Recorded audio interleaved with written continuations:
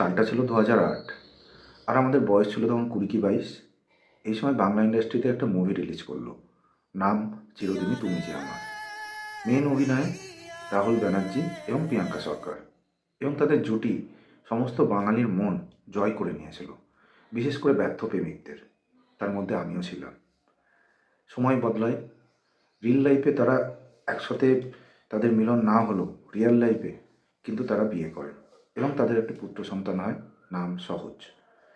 কিন্তু সময়ের সঙ্গে সঙ্গে তাদের ডিভোর্সও হয়ে যায়, এবং বেশ কিছুদিন পর ডিভোর্স হওয়ার তারা তাদের ছেলের কথা ভেবে আবার কাছাকাছি আসার চেষ্টা করে, আর তখনই ঘটে যায় এই দুর্ঘটনা। বিভিন্ন নিউজ মিডিয়া এবং সোশ্যাল মিডিয়ার মাধ্যম দিয়ে আমরা যে খবরটা পাই যে তিনি দীঘার সমুদ্রে একটি শুটিং করছিলেন, তার সঙ্গে ছিলেন তার সহ অভিনেত্রী। তো যখন হঠাৎ করে তখন সমুদ্রের ঢেউ আসে এবং বড় ঢেউ ছিল, সেখানে দুজনেই তারা পড়ে যান। কোনো ক্রমে তার সহ অভিনেত্রীকে বাঁচিয়ে নেওয়া হলেও রাহুলকে তখন খুঁজে পাওয়া যায়নি, সঙ্গে সঙ্গে অ্যাকচুয়ালি খুঁজে পাওয়া যায়নি। আর যখন খুঁজে পাওয়া যায় তখন অলরেডি তার বুকের মধ্যে, ফুসফুসের মধ্যে অ্যাকচুয়ালি জল এবং বালি অনেক পরিমাণে ঢুকে গিয়েছিল, এবং হসপিটালে নিয়ে যেতে গেলে তাকে মৃত বলে ঘোষণা করা হয়। এরপর রাহুল ব্যানার্জির পার্থিব শরীরকে তার নিজস্ব বাসভবনে নিয়ে যাওয়া হয়। অনেক গণ্যমান্য ব্যক্তিও উপস্থিত ছিলেন। প্রিয়াঙ্কা সরকার তো আগের দিন থেকেই তার বাড়িতে এসে পৌঁছেছিলেন, যতদূর নিউজে আমরা খবর পেয়েছি। কিন্তু এখানেও সোশ্যাল মিডিয়ায় প্রিয়াঙ্কা সরকারকে অনেকে ট্রোল ট্রোল করেছে। কারণ কি?